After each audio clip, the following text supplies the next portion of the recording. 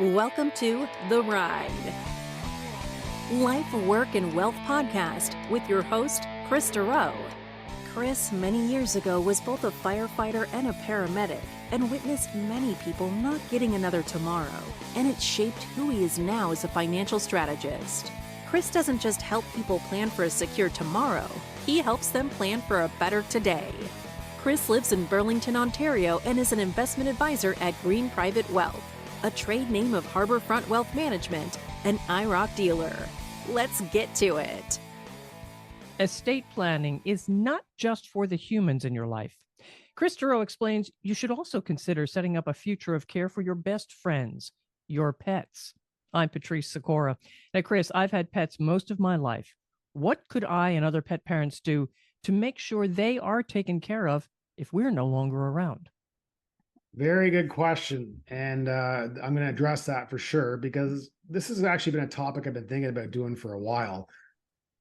We have many pets. A lot of my clients and friends and listeners know that my wife is a very big advocate of rescuing animals, supporting many charities around animals, humane societies. She does work, all that stuff. So she's very involved in that. So she's also mentioned that I should do something around this.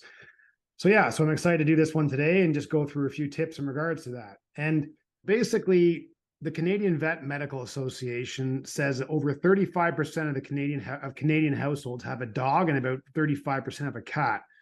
So according to the numbers, it's pretty clear that Canadians love having pets and therefore spend quite a bit of time caring for them.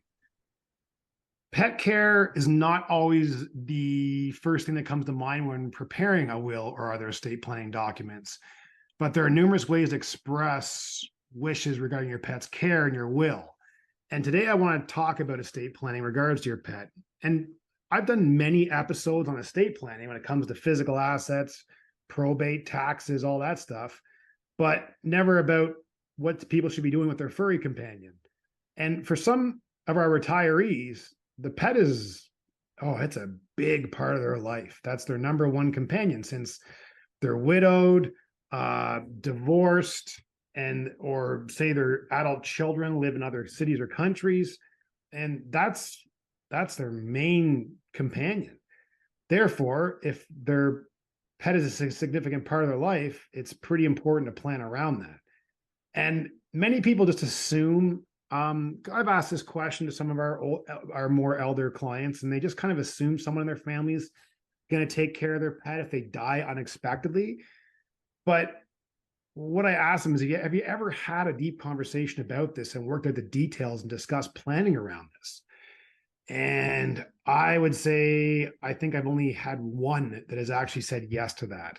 I would say very few people have when I've asked them this. And a lot of the time, the default answer is, my kids will take care of Mr. Fluffy. There's probably better pet names. I'll use Mr. Fluffy as a generic pet name, but they've never actually had a full conversation and details about that. And Patrice, I've even had kids tell me, the kids are clients, the parents are clients, like the grandparents, the whole generation, 3 generations of families are clients with many of our family clients. And I've had the kids tell me separately, I know we told mom we would watch her dog and that, but we just kind of say that because we don't want to upset her, because we know that the dog is for everything to her. So we're just kind of we're telling her that we'll figure it out when it comes.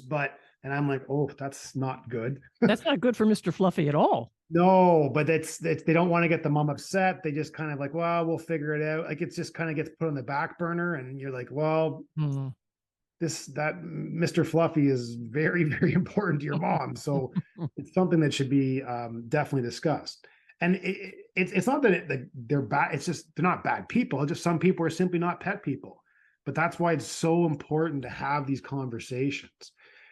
And as I mentioned, there's a number of reasons that a family member or friend might not be able to take on a pet. Like, pets are expensive, they're time consuming. And as I just mentioned there, some people are just simply not going to want them. Therefore, you have to have a plan in place for this. And to do that, you have to kind of understand how pets are viewed in the courts of law. So at present, Canadian common law considers pets to be personal property. They are not considered to have the capacity to receive gifts within a will. This means you cannot simply leave your pet assets and hope they're cared for. There are, however, more roundabout ways to include your pets in your estate plan. One is a testamentary gift. This option is to gift your pet to a trusted individual, along with money to enable that beneficiary to care for your pet. This is the simplest solution, as long as the beneficiary does not die before your pet. Their housing, as long as their housing arrangements don't change and they're unable to own a pet. Like if somebody rents and all of a sudden now they get booted out or something changes and they have to go to another condo and there's no pets, that you can obviously, that's something to think about. Or the individual gets into financial difficulty and you're leaving the money to take care of the pet, and then now that gets swooped up by creditors, resulting in the gifted money ending up and paying off their debts. So these are a few things that people would not kind of really think of. So although this is the simplest, there's definitely hurdles that may come up that need to be discussed. And it's also good, this is important for sure, to identify a secondary caretaker for your pets in your will in case the primary caretaker passes away, or the other examples I gave, or they just simply refuse to comply with your wishes.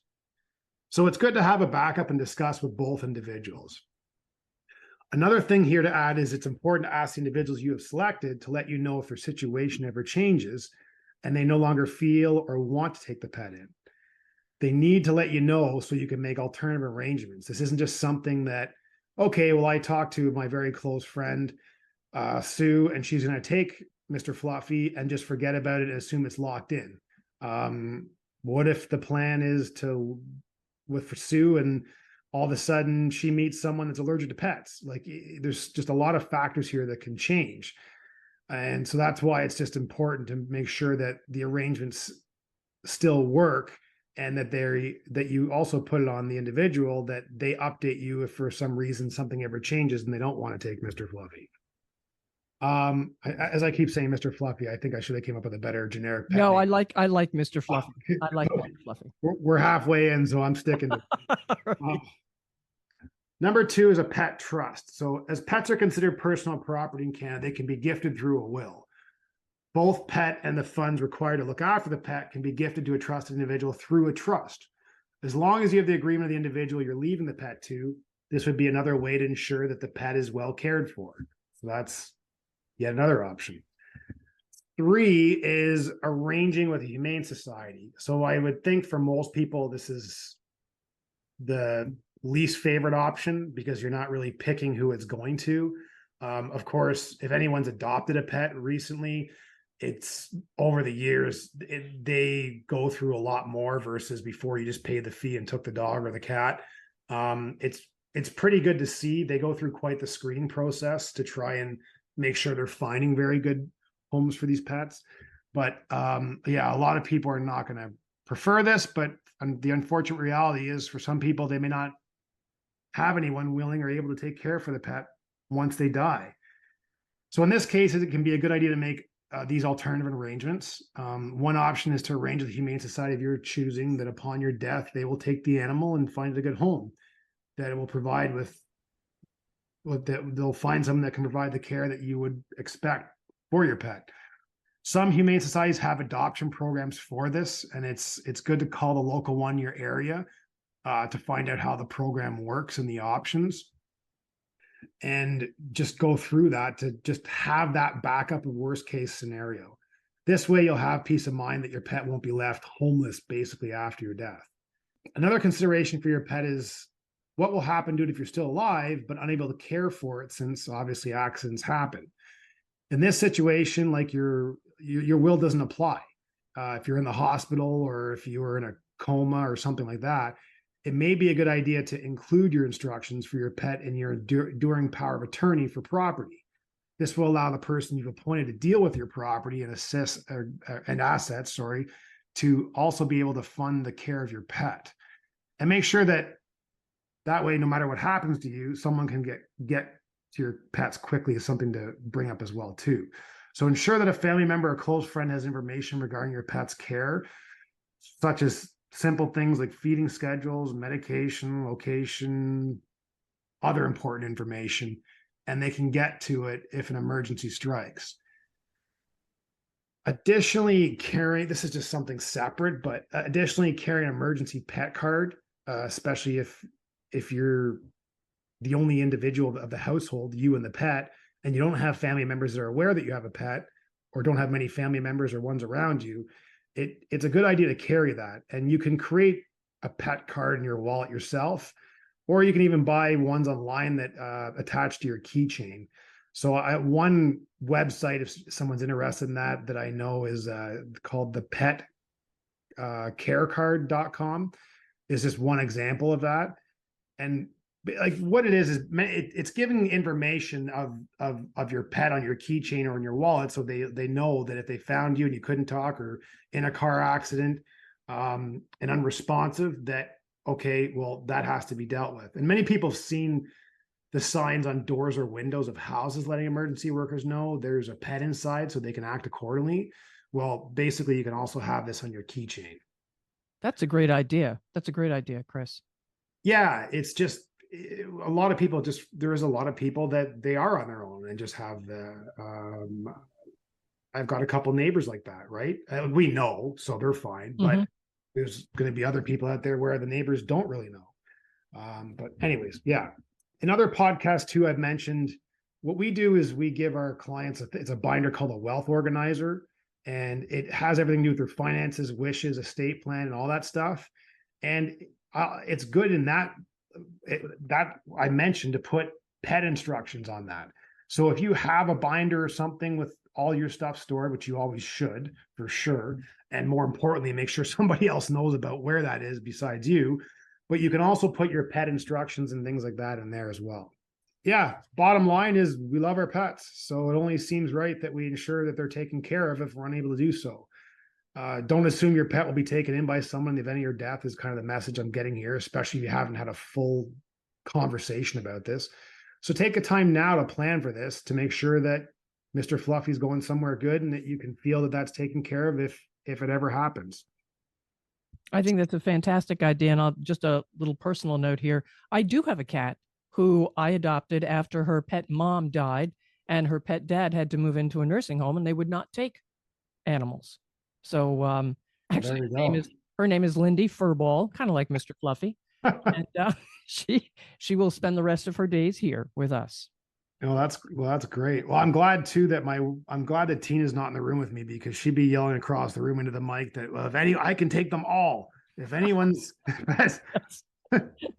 I understand that completely. Now, if Mr. Fluffy had a couple of questions for you, how could he reach you? Through the website, greenprivatewealth.com, green like the color, and the contact page, the contact heading, you'll see at the top of the website page. You can get a hold of me there. Fantastic. So all you listeners, take care of your buddies. Think about planning ahead and plan to follow this podcast so you don't miss any episodes. Let Kris know what you're thinking too. Contact him. And thanks for being with us.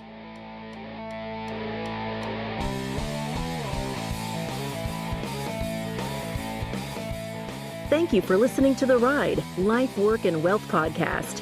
Click the subscribe button below to be notified when new episodes become available. All comments are of a general nature and should not be relied upon as individual advice. The views and opinions expressed in this commentary may not necessarily reflect those of Harborfront Wealth Management. While every attempt is made to ensure accuracy, facts and figures are not guaranteed. The content is not intended to be a substitute for professional investing or tax advice. Please seek advice from your accountant regarding anything raised in the content of the podcast regarding your individual tax situation. Always seek the advice of your financial advisor or other qualified financial service provider with any questions you may have regarding your investment planning.